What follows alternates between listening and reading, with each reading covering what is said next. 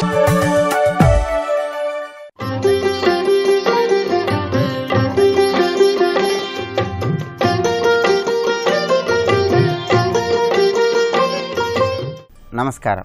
ప్రేక్షకులందరికీ శుభోదయం. ఈనాటి శుభయోగం శీర్షికన ఆదివారం సందర్భంగా ప్రత్యక్ష సాక్షీభూత దైవమైన సూర్యనారాయణమూర్తి అనుగ్రహాన్ని సిద్ధింపజేసుకోవటానికి ఎటువంటి ప్రత్యేకమైన విధి విధానాలతో ఆదివార వ్రతాన్ని ఆచరించాలో పరిశీలిద్దాం. సూర్యుడి అనుగ్రహాన్ని సిద్ధింపజేసుకుంటే సంఘంలో గౌరవ మర్యాదలు, కీర్తి ప్రతిష్టలు కలుగుతాయి. ఉద్యోగంలో ప్రమోషన్లు లభిస్తాయి. రాజకీయ రంగంలో విశేషంగా రాణించవచ్చు. తండ్రితో ఉన్నటువంటి విభేదాభిప్రాయాలను తొలగింపజేసుకోవచ్చు. ఆరోగ్యపరంగా, హృదయపరంగా, నేత్రపరంగా ఉన్న సమస్యల తీవ్రతను తగ్గింపజేసుకోవచ్చు. వీటన్నిటినీ పొందడానికి ఆదివారం నాడు ఆదివార వ్రతాన్ని ఆచరించినట్లయితే సూర్యుడి అనుగ్రహానికి సులభంగా పాత్రలు కావచ్చు. ఈ ఆదివార వ్రతాన్ని ఆచరించాలని భావించే వాళ్ళు ఎవరైనా సరే ఆదివారం ఉదయాన్నే స్నానం ఆచరించి సూర్యనారాయణమూర్తికి అర్ఘ్యాన్ని ఇవ్వాలి. ఆ తర్వాత పూజా మందిరంలో ఒక మండపాన్ని ఏర్పాటు చేయాలి. ఆ మండపం పైన బియ్యపు పిండితో రథం ఆకారంలాగా చేసి అక్కడ ఒక పద్మ ముగ్గు కూడా వేయాలి. అంటే మీ పూజా మందిరంలో ఆ పూజా మండపం దగ్గర ఒక పద్మ ముగ్గు వేసి బియ్యపు పిండితో ఒక చిన్న రథం ఆకారంలాగా చేసి అక్కడ ఉంచాలి. ఆ ప్రాంతంలో ఒక కలశాన్ని ఏర్పాటు చేయాలి. ఆ కలశంలో నీళ్లు పోసి తమలపాకును ఉంచి దాని మీద కొబ్బరికాయను ఉంచాలి. ఎర్రటి రవిక వస్త్రాన్ని అలంకరించాలి. ఆ కలశం ముందు భాగంలో సూర్య భగవానుడి చిత్రపటాన్ని కానీ విగ్రహాన్ని కానీ ఉంచాలి. ఆ తర్వాత సూర్యనారాయణమూర్తిని షోడశోపచారాలతో పూజిస్తూ స్వామివారి అష్టోత్తర శతనామావళి పారాయణ చేయాలి, లేదా సూర్యాష్టకం చదువుకోవాలి. మీరు సూర్యనారాయణమూర్తిని కలశం ముందు భాగంలో ఆ చిత్రపటానికి పూజ చేసే సమయంలో ఎర్రటి పుష్పాలతో పూజా కార్యక్రమాన్ని నిర్వహించాలి. అలాగే ధూపదీప నైవేద్యాలు సమర్పించి స్వామివారికి కుంకుమ కలిపిన అక్షంతలతో పూజ చేసి ఆ అక్షతలు శిరస్సు పైన చల్లుకోవాలి. గోధుమ పిండితో తయారు చేయబడినటువంటి పదార్థాలు స్వామివారికి నివేదించి ప్రసాదంగా స్వీకరించాలి.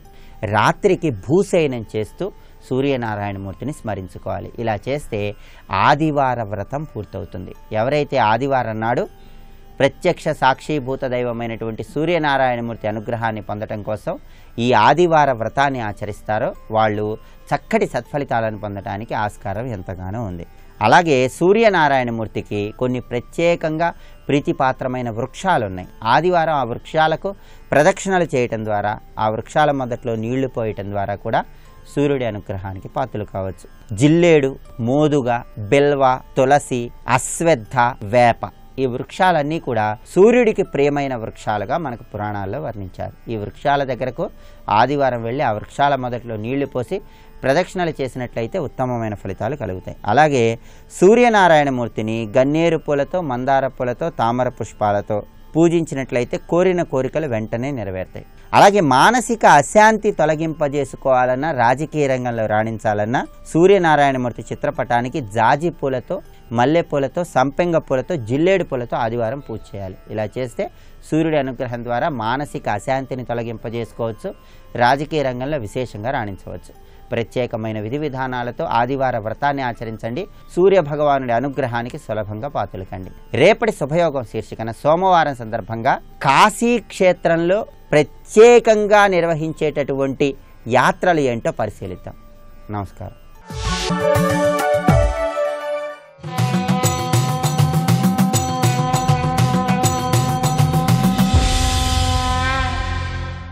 శతక సాహితీ సరస్వతికి నమస్కారం.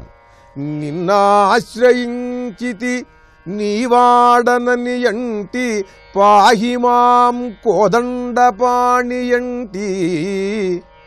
రఘుకుల దీపక రక్షింపుమనియంటి కరుణసాగర నన్ను కావుమంటి దేవదేవుడవంటి దిక్కు నీవనియంటి దుష్కృత కర్మముల్ త్రుంపుమంటి అఖిల లోకారాధ్య అభయమిమ్మనియంటి ఈప్సితార్థములిప్పుడియమంటి అనుచు ఎంతైన ఇతరుల అమరవంద్య పరుల యాచింప నాకేల పరమ పురుష దాతలకు నెల్ల దాతవౌ దైవరాయ రామతారక దశరథరాజతనయ ఓ శ్రీరామచంద్ర ప్రభు, నా మాటతో మనస్సుతో నా ప్రవర్తనతో నేను నిన్నే ఆశ్రయించి ఉంటానయ్యా. ఎప్పుడూ కూడా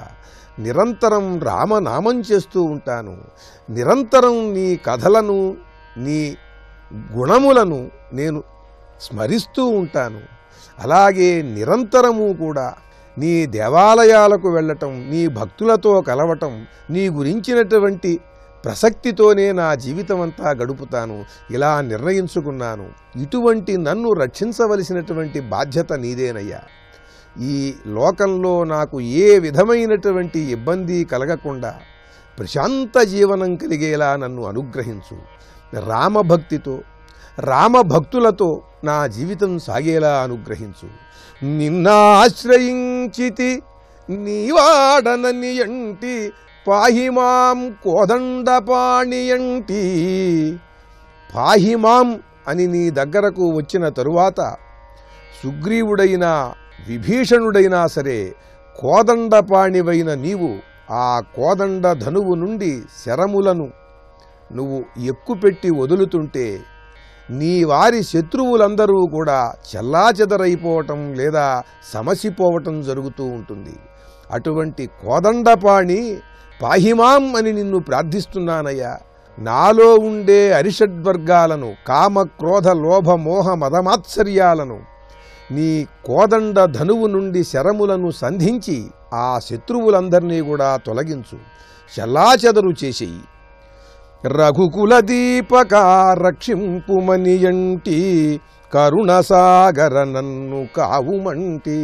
నువ్వు కరుణాసముద్రుడవయ్యా, నిన్ను నేను రక్షించమని వేడుకుంటున్నాను. కనుక కరుణాసముద్రుడవైనటువంటి నువ్వు ఏమాత్రం ఆలస్యం చేయకుండా నన్ను అనుగ్రహించు. దేవదేవుడవంటి దిక్కు నీవనియంటి దుష్కృత కర్మముల్ ద్రుంపుమంటి అంటూ అనేక విధాలుగా ఆ శ్రీరామచంద్రుణ్ణి కీర్తిస్తూ, నిన్ను నమ్ముకున్నాను నేను, నాకు నీవే దిక్కు, నీవే రక్ష అంటూ ఆ శ్రీరామచంద్రమూర్తికి శరణాగతుడై పరమభక్తితో తన పేరు కూడా ఎవరికీ తెలియజేయకుండా అద్భుతమైన పద్యరచన చేసి పరమాద్భుతమైన శతకాన్ని మనకు అందించిన భక్తి స్వరూపులు, భక్తి జ్ఞాన వైరాగ్యమూర్తి ఎవరో అజ్ఞాత కవి మహాత్ముడు. ఆయన అందించిన రామతారక శతకంలోని మరి ఒక పద్యం గురించి రేపు ఉదయం తెలుసుకుందాం. జై శ్రీరామ్.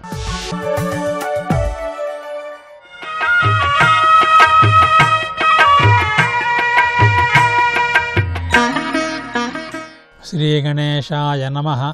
శ్రీసరస్వత్యై నమః. శ్రీపాదవల్లభ నరసింహ సరస్వతి శ్రీగురుదత్తాత్రేయాయ నమః. శ్రీగణపతి సచ్చిదానంద సద్గురుపాదారవిందాభ్యాం నమో నమః.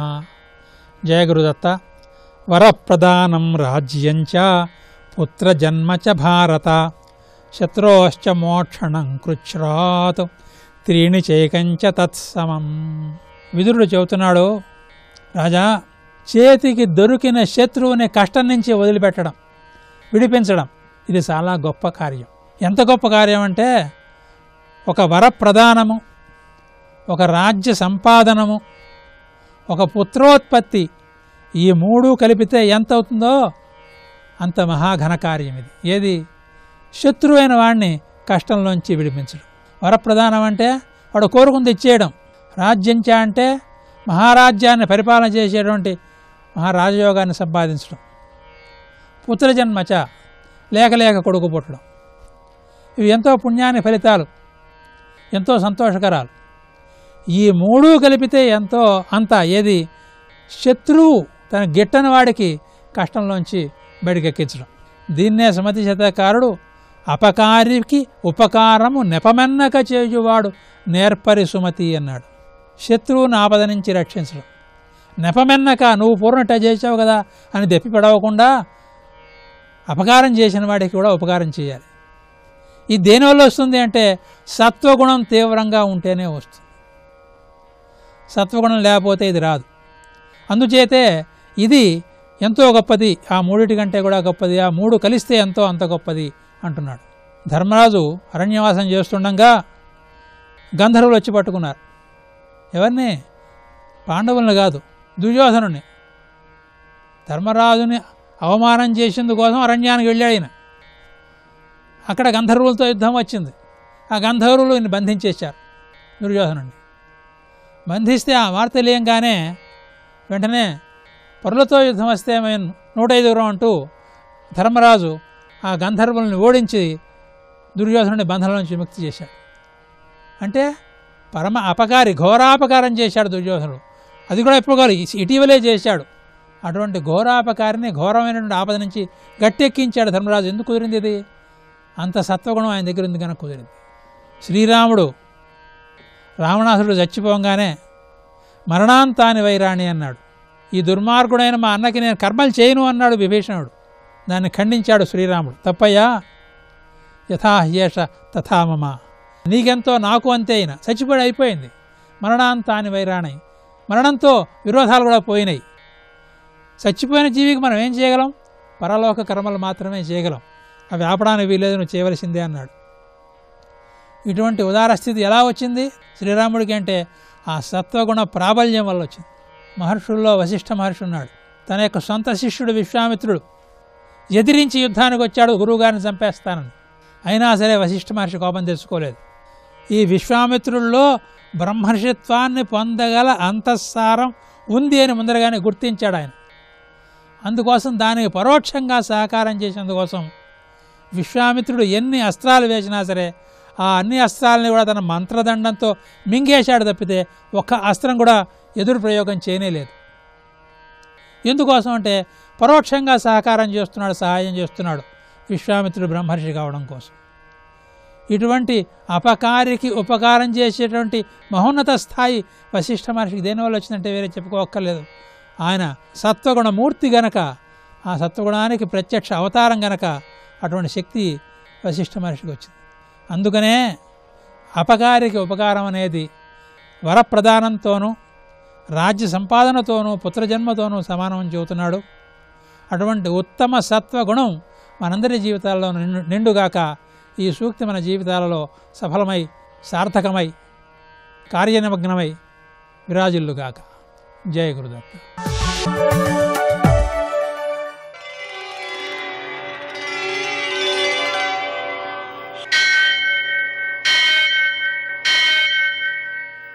సహస్రశీరుషం దేవం విశ్వాక్షం విశ్వశంభువం విశ్వం నారాయణం దేవమక్షరం పరమం పదం విశ్వతః పరమాం నిత్యం విశ్వం నారాయణగుం హరిం విశ్వమేవేదం పురుషస్తద్విశ్వముపజీవతి పతిం విశ్వస్యాత్మేశ్వరం శాశ్వతం శివమచ్యుతం నారాయణం మహాజ్ఞేయం విశ్వాత్మానం పరాయణం.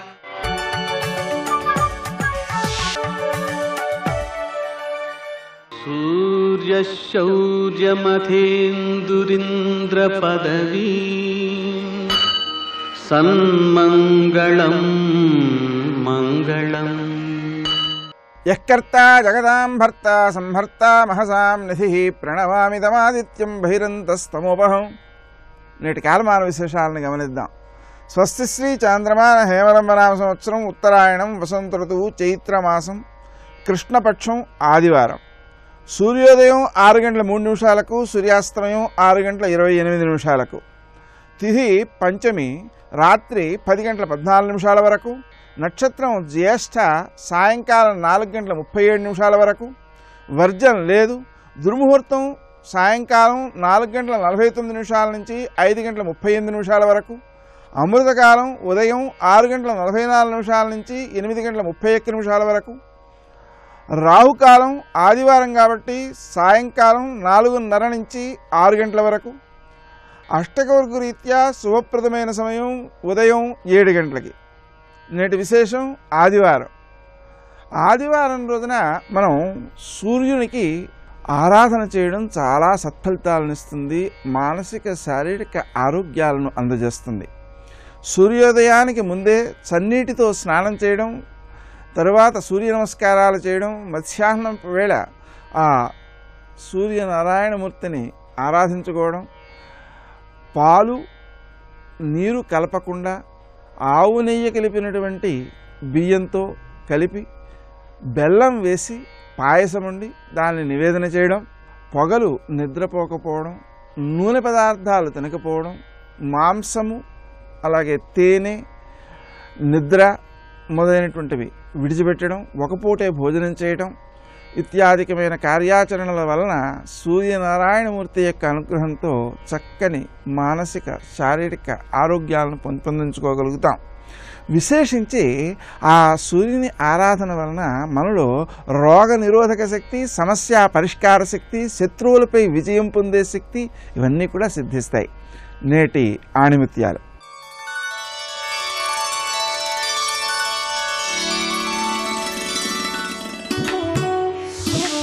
నీవు వేలెత్తి చూపిస్తున్నప్పుడు 4 వేళ్లు నీ వైపు తిరిగి నిన్ను చూపెడతాయి అని తెలుసుకో.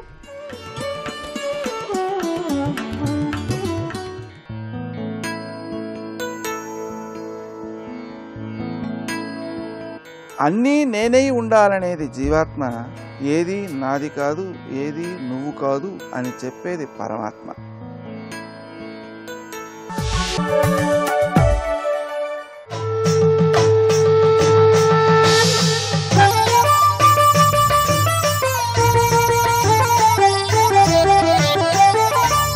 తుష్టావనియతో భూతాః దేవం పురందరం. ఇంద్రుని ఆరాధించాడు ఇక్కడ. అంటే ఆ యుగంలో ఇంద్రుడు మొదలైన వాళ్ళని కూడా ఆరాధించేవారు. అప్పుడు ఇంద్రుడు ప్రత్యక్షం ఏం కావాలన్నాడు, ఏది నాకు యోగ్యమో దేహి అన్నాడు. గొప్ప మాట చెప్పాడు ఇక్కడ. నేను గృహస్థైన వాడు సత్సంతానాన్ని పొంది రుణత్రయముల నుంచి బయటపడాలి అనేది శాస్త్రం చెప్తుంది. మరొక వైపు భార్యాపిల్లలు బంధాలనే మాట వేదాంతం చెప్తుంది. ఏది తీసుకోవాలని తెలియట్లేదు అంటే, నాయనా నువ్వు రుణత్రయ విమోచనం కోసం సత్సంతానం కావాలని కోరుకోవడం మంచిదే. వాటి మీద మోహం పెంచుకోవడం, వాటితో పాటు తాపత్రయపడడం బాధాకరం. కనుక ఏది ఎందుకు అవసరమో అది తెలుసుకో. ఇక్కడ వాటిలో మళ్ళీ మోహం పెంచుకోకు. అదొక్కటే చెప్పడమే తప్ప రెండింటిని ఎలా సమన్వయించుకోవాలో చెప్తున్నాడు ఇక్కడ. అందుకే ఇదేదో బాగుందండి, సన్యాసి అయిపోతే బాగుందని మాటి గృహస్థ జీవితం ఉంటూ సన్యాసం బెటరేమో అనుకుంటుంటే దీనికి న్యాయం చేయరు. సన్యాసి అయిపోయి పొరపాటు చేసేనేమో సంసారం అయితే బాగుండేమో అంటే వాడు దానికి న్యాయం చేయలేడు. కనుక రెండూ శాస్త్రసమ్మతమైనప్పుడు నువ్వు దేంట్లో ఉన్నావో దానికి న్యాయం చేస్తూ, ఆ న్యాయం కూడా దాని నుంచి ఆశించి చేయకూడదు. ఆశిస్తే మళ్ళీ ప్రమాదాలు ఇక్కడ.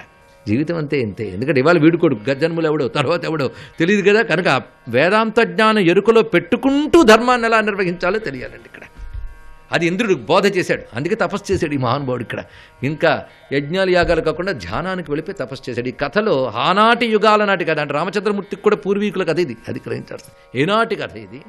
ఆనాటి కథలు చెప్తున్నాడంటే పురాణ కథలు ఆ కాలమా ఈ కాలమా లేదు. ఏ కాలమైనా మానవుడు భయాలు బెంగలు మనస్తత్వాలు ఒక్కటే. కనుక అన్ని కాలాలకు పనికొచ్చే కథే మనం గ్రహిస్తున్నాం ఇక్కడ. అథా అఖిల నరేంద్రాస్తే దాయాదాస్తస్య దుర్మత్.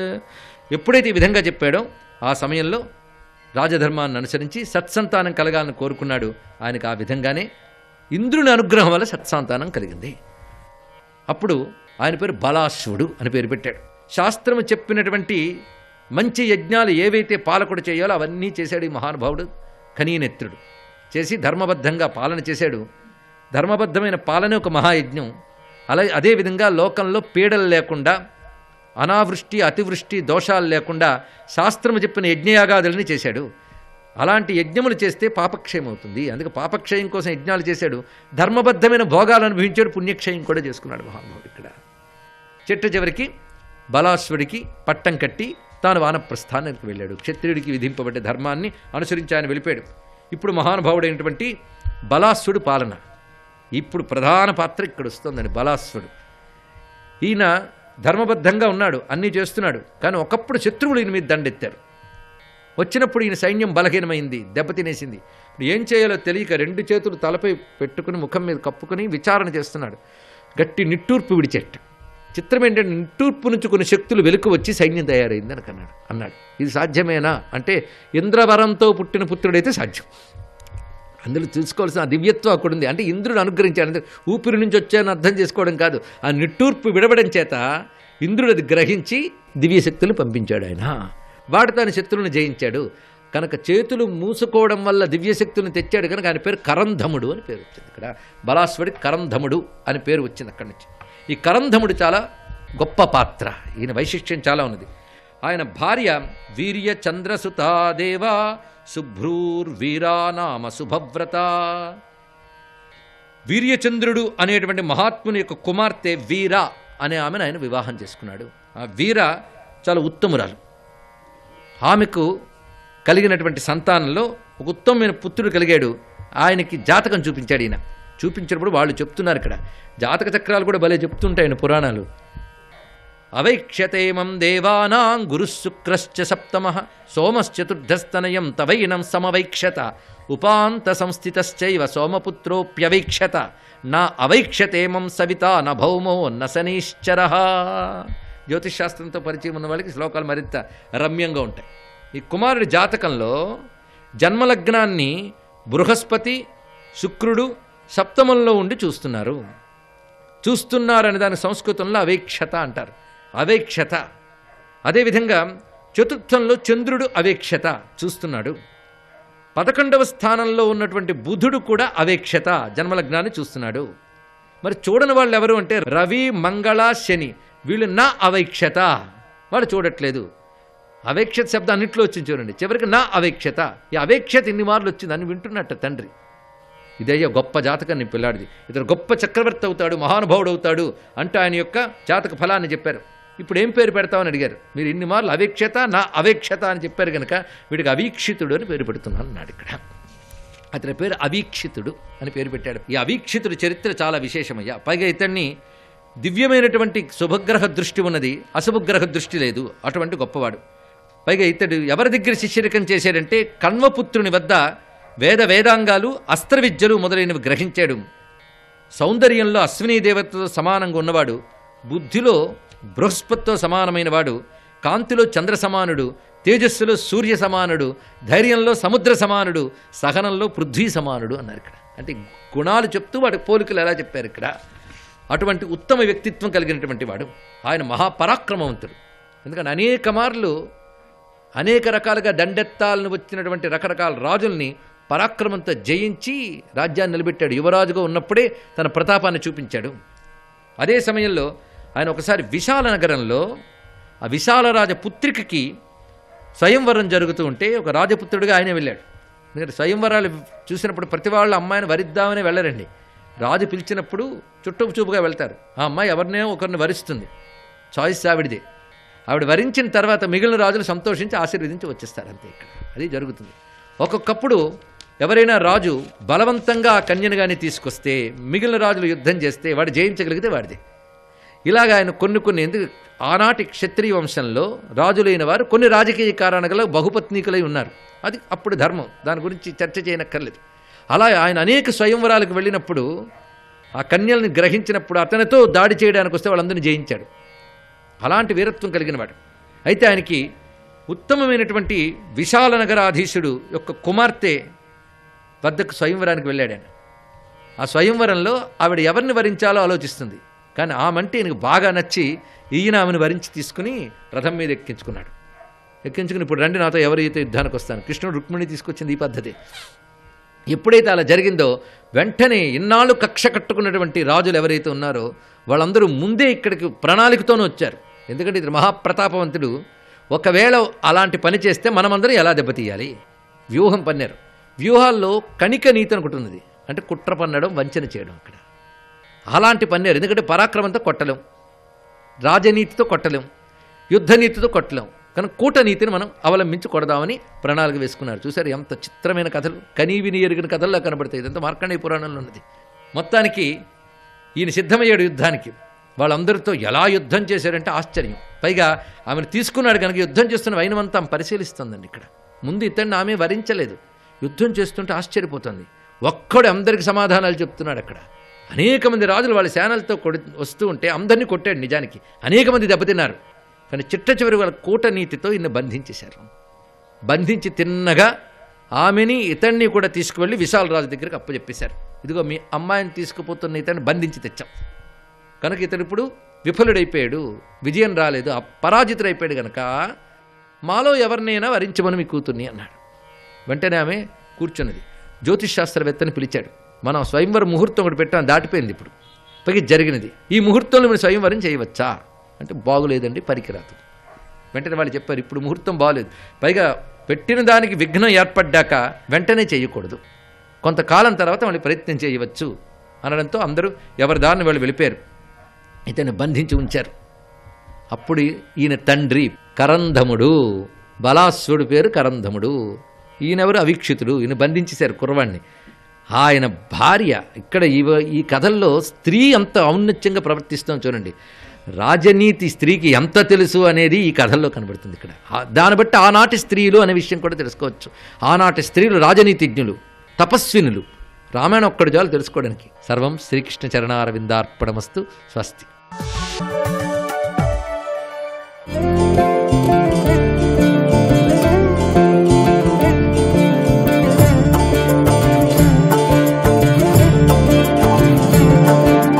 రామా, సీతమ్మకి ఏ దుఃఖం ఉన్నదో ఆ దుఃఖమంతా నా వాక్కుల చేత పోగొట్టాను. ఇప్పుడు సీతమ్మకి శోకం లేదు, అయినా ఏడుస్తోంది. ఎందుకు ఏడుస్తోందో తెలుసా? నువ్వు తన గురించి ఏడుస్తున్నావని ఏడుస్తోంది తప్ప ఆ తల్లికి ఇప్పుడు శోకం లేదు, బెంగ లేదు, భయం లేదు. ఆమెను ఊరడించానన్నారు. ఒక మనిషికి మాత్రమే వాక్కు ఉన్నది. ఆ వాక్కుల చేత ఎంత కష్టంలో ఉన్న వాళ్ళని ఊరడించచ్చు. సుందరకాండలో స్వామి హనుమ మాట్లాడిన మాటలు, ఆయన అంత బాధపడుతున్న సీతమ్మని ఊరడింపచేసినటువంటి సన్నివేశమే దానికి గుర్తు. అంతటి మహాపురుషుడు సీతమ్మ తల్లిని ఓదార్చారు. మాట అంటే వ్యక్తిత్వాన్ని ఆవిష్కరిస్తుంది అని నేను మీతో అన్నాను. సీతమ్మంది, నాయనా అన్ని కోట్ల మంది వానరులు ఆవలి ఒడ్డున ఉండిపోయారు రాలేక, నువ్వు ఒక్కడి వచ్చావు. రేపు యుద్ధానికి వానరులందరూ వస్తారంటున్నావు, ఎంతమంది రాగలరు తండ్రి, నువ్వు ఒక్కడివే కదా వచ్చావు అంది. ఆయన అన్నారు అమ్మతోటి, అమ్మా మద్విశిష్టాశ్చ తుల్యాశ్చ సంతి తత్ర వనౌకసః మత్త ప్రత్యవర కశ్చిన్నాస్తి సుగ్రీవ సన్నిధౌ. అమ్మా నీకు తెలియని రాజనీత, మహారాజులు తమ పట్టమహిషి దగ్గరికి ఎవరినైనా పంపించేటప్పుడు అందరిలోకి అధమమైనటువంటి బలమున్నవాణ్ణి పంపిస్తారు. రామచంద్రమూర్తి నన్ను నీ దగ్గరికి పంపించారంటే అందరిలో తక్కువ బలం ఉన్నవాడిని నేనేనమ్మా. నాకన్నా సమానులున్నారు, నాకన్నా అధికులున్నారు తప్ప నాకన్నా తక్కువ వాళ్ళు సుగ్రీవుడి దగ్గర లేరమ్మా అన్నారు. ఏమి వినయమ్మా స్వామిది. అందుకే ఎవరు హనుమ పాదములు పట్టుకుంటారో వాళ్ళకి వినయం వస్తుంది. అవినయమపనయ విష్ణోహో అంటారు శంకర భగవత్పాదులు షట్పదీ స్తోత్రం చేస్తూ. మొట్టమొదట కావలసింది వినయమే అంటారు. కాబట్టి అంతటి రాశీభూతమైనటువంటి వినయం. అంత బాధపడుతున్న సీతమ్మ లంకాదహనం చేసి వెనక్కి తిరిగి వచ్చినటువంటి హనుమని చూసి, నాయనా వెళ్ళిపోతాను వెళ్ళిపోతాను వెళ్ళిపోతానంటావేరా, ఎన్నాళ్ళైందిరా నాయనా రామకథ విని, ఈ లంకాపట్టణంలో రామకథ చెప్పేవాడు లేడురా, ఇన్నాళ్ళకొచ్చావురా తండ్రి, వెళ్ళిపోకురా, ఇంకొక్క రోజుండి రామకథ చెప్పరా అని బతిమాలింది. అమ్మా నేను వెళ్ళాలి కదమ్మా, వెళ్ళాలి, రామచంద్రమూర్తికి నీ క్షేమవార్త చెప్పాలి, వానరుల్ని ప్రోత్సహించాలి, అందరం కలిసి రావాలి, సముద్రాన్ని దాటాలి, రావణాది రాక్షసుల్ని సంహరించాలి, మళ్ళీ నీతో కలిపి రామచంద్రమూర్తికి పట్టాభిషేకం అవ్వాలి, నేను కృతకృత్యుడనవ్వాలి, వెళ్ళకపోతే ఎలాగమ్మా అన్నారు. మాటయే, మాట చేత ఓదార్చారు తల్లిని. రామాయణమంతా మాట వైభవమే, రామాయణమంతా వాగ్వైభవమే.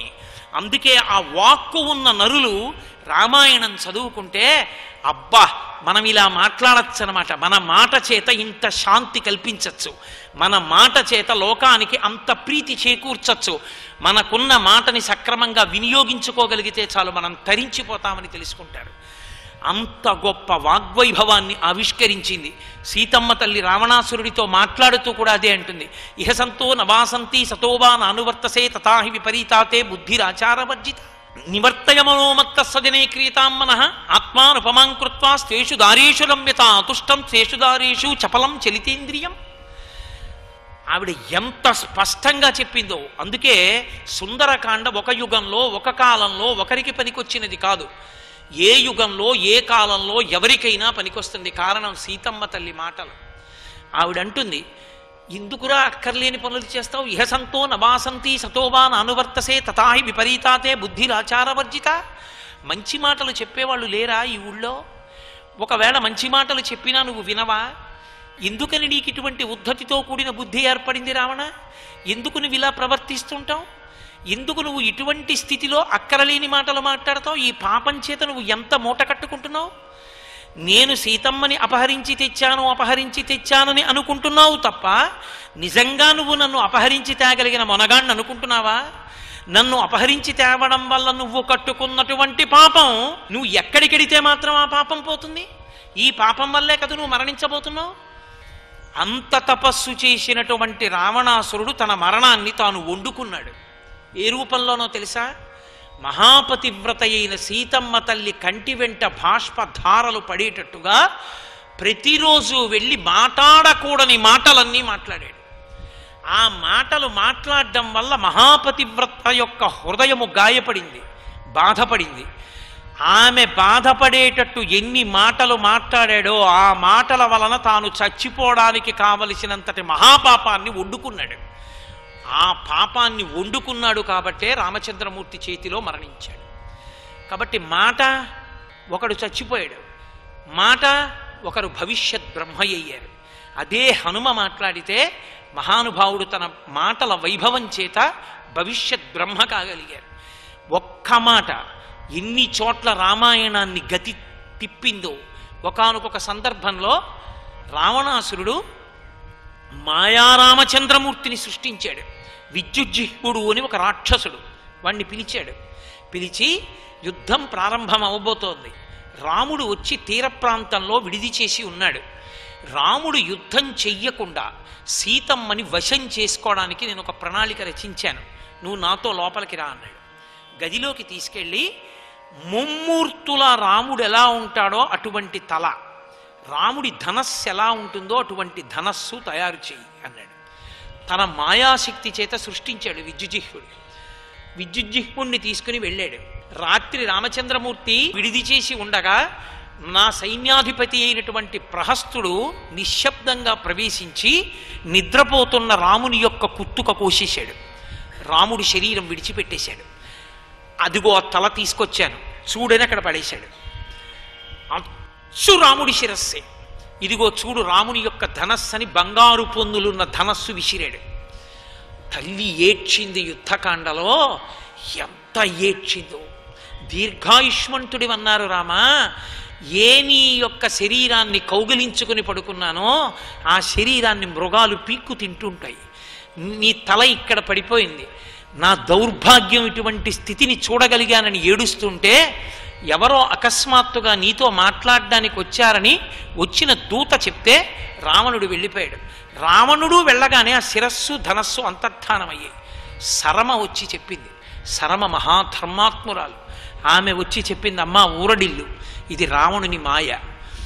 నీవు అలా వశురాలివవుతావని, భర్త ఎలాగో మరణించాడు దిక్కు లేదని రావణుడి పాన్పు చేరుతావని, ఒకసారి నువ్వు అలా చేరితే ఇక రాముడు వెనక్కి వెళ్ళిపోతాడని ప్రణాళిక రచించి రాముడి తల తెచ్చాడు. నమ్మకమ్మా, అది మాయాశిరస్సు, అందుకే వాడు వెళ్ళిపోగానే అదృశ్యమైపోయింది. నేను ఇప్పుడే వెళ్ళి కనుక్కొస్తాను, చూసొస్తానని వెళ్ళి చూసొచ్చి రాముడు సైన్యంతో విడిది చేసి ఉన్నాడు. యుద్ధం ప్రారంభం కాబోతోంది. నిర్భయంగా ఇక నుంచి నువ్వు సూర్యోపాసన చెయ్యి, సూర్య భగవానుడు రక్షిస్తాడని చెప్పింది. మండలాకారంగా గుర్రములను తిప్పుతూ ఆకాశంలో తిరుగుతూ ఉంటాడు, ఆయన కాపాడతాడు, ఆయన ఉపాసన చెయ్యమని చెప్పింది. సరమ మాటల చేత సీతమ్మ ఉపశాంతి పొందింది. లేకపోతే అసలు రామాయణం ఏమైపోను. అలాగే ఇంకొక సందర్భంలో ఇంద్రజిత్తు నాగాస్త్రముల చేత బంధించాడు రామలక్ష్మణుల్ని. రాముడు యుద్ధం చేయలేక ధనస్సు పక్కన పారేసి నేల మీద పడిపోయాడు. పడిపోతే ఈ వేలి చివర్ల దగ్గర నుంచి, ఈ వేలి చివరి నుంచి మధ్యలో ఆయన శరీరం అంతట్లో అంగుళం వ్యవధానం లేకుండా కొట్టాడు బాణాలు. ఒళ్ళంతా బాణ పంజరమే. రామలక్ష్మణులు ఇద్దరినీ కొట్టేస్తే పూచిన మోదుగ చెట్టులా నెత్తురు ఓడిపోతూ పడిపోయారు. వెళ్ళి చెప్పాడు మేఘనాథుడు, మేఘములలో ఉంటాడు, కనపడకుండా యుద్ధం చేసే వానర సైన్యాన్ని అంతటినీ పడగొట్టేశాడు. ఇంటికి వెళ్ళి తండ్రికి చెప్పాడు, నాన్న రామలక్ష్మణులు పడిపోయారు, నువ్వు బెంగ పెట్టుకోకన్నాడు. విజయవార్త ప్రకటించండి, చాటింపు వేయించండి అని. మరణించిన రాముణ్ణి చూస్తే సీత నాకు వశురాలవుతుంది, భర్తకి తెలుస్తుందన్న భయం ఇంకా లేదుగా అన్నాడు. అది వాడి రాక్షసత్వం. సర్వం శ్రీ ఉమామహేశ్వర పరబ్రహ్మార్పణమస్తు. స్వస్తి.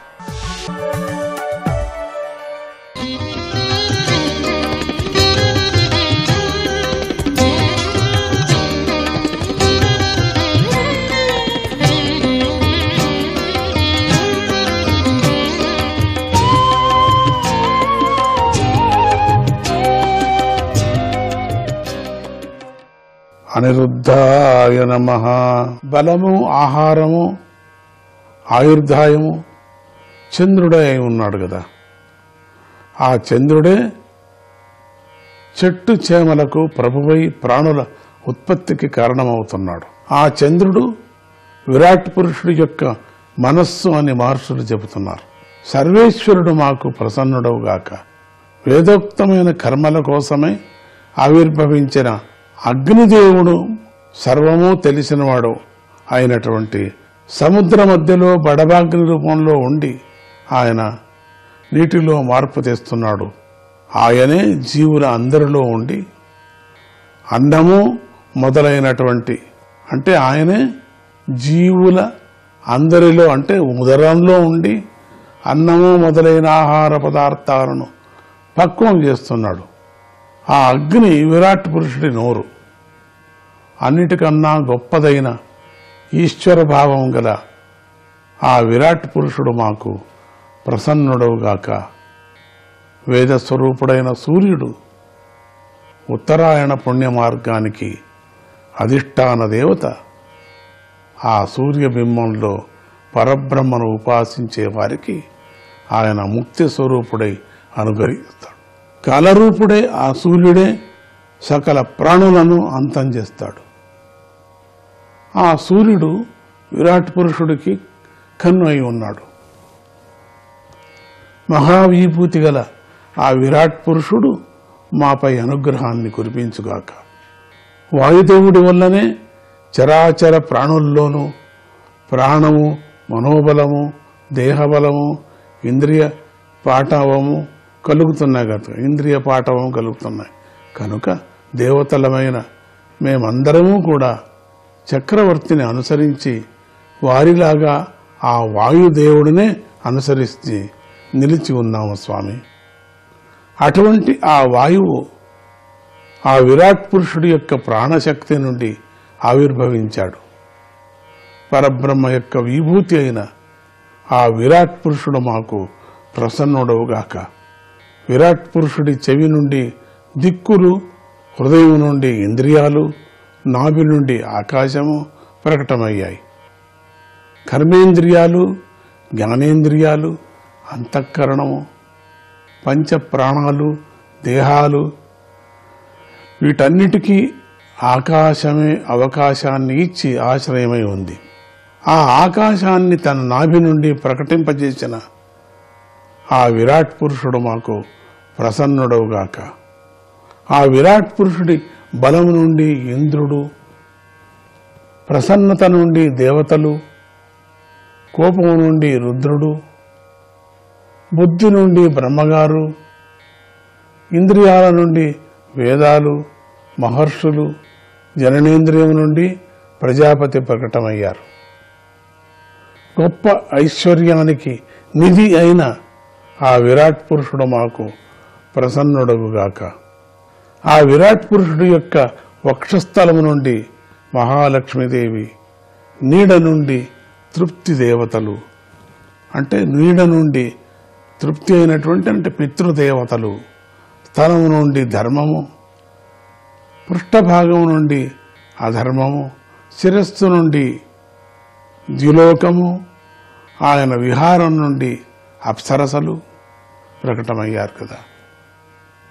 మహావిభూతి గల ఆ విరాట్ పురుషుడు మమ్మల్ని అనుగ్రహించుగాక పరిపరి విధాలుగా వేడుకుంటున్నారు. సమస్త జీవులు, సమస్త శక్తి, సమస్త మాయ ఆ విరాట్ పురుషుడు లోపలే ఉంది కదా. అందుకని ఆ స్వామిని పలు పలు విధాలుగా జ్ఞాపకం చేసుకుంటూ వేడుకుంటున్నారు.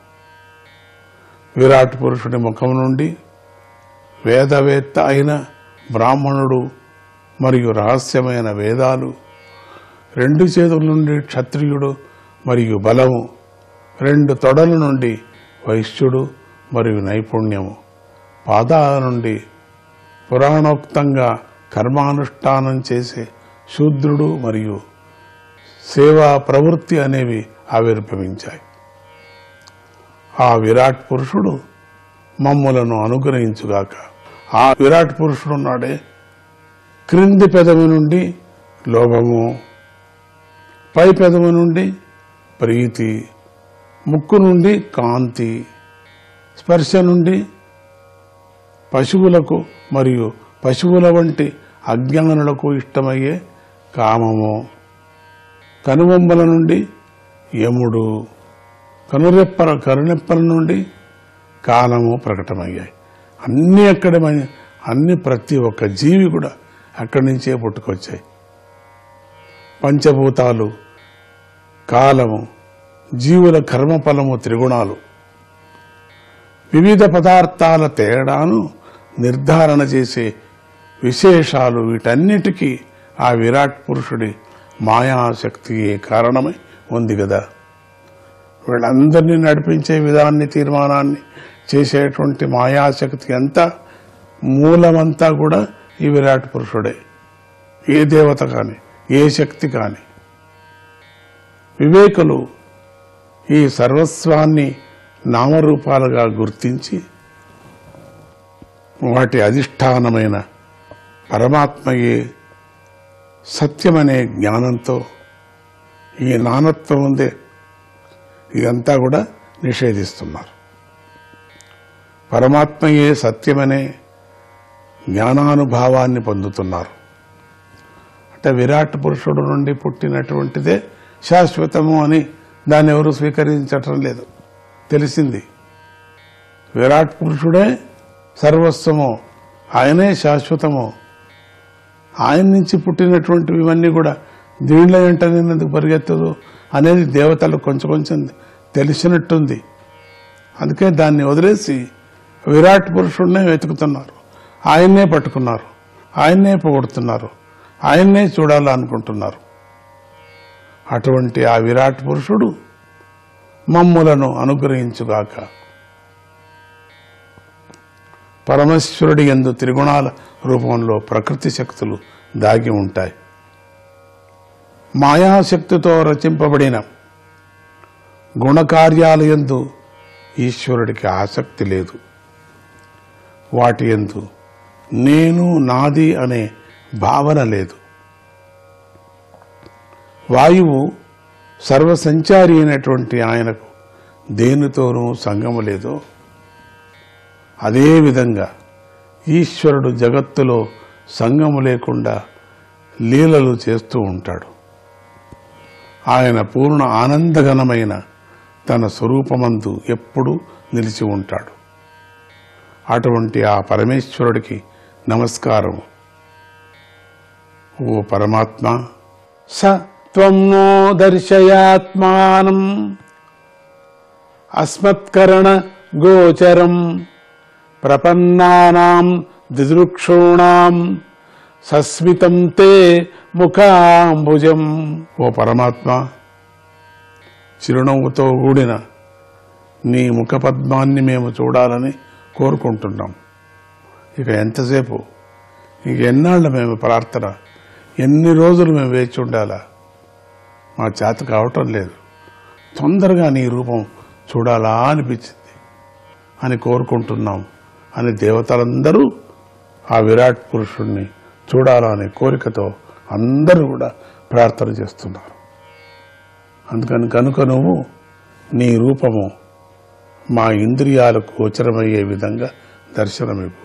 ఓ ప్రభు, పూజ్యుడవైన నువ్వు భక్తుల కోరికపై యథేచ్ఛంగా ఆయా కాలాల యందు ధర్మానికి గ్లాని కలిగినప్పుడు ఆయా రూపాలను ధరిస్తూ ఉంటావు కదా. మేము చెయ్యలేని రాక్షస సంహారం మొదలైన కర్మలను స్వయంగా నువ్వే చేస్తూ ఉంటావు ప్రభు అని అనేక విధాలుగా ప్రార్థన చేస్తున్నారు. అనిరుద్ధాయ నమః.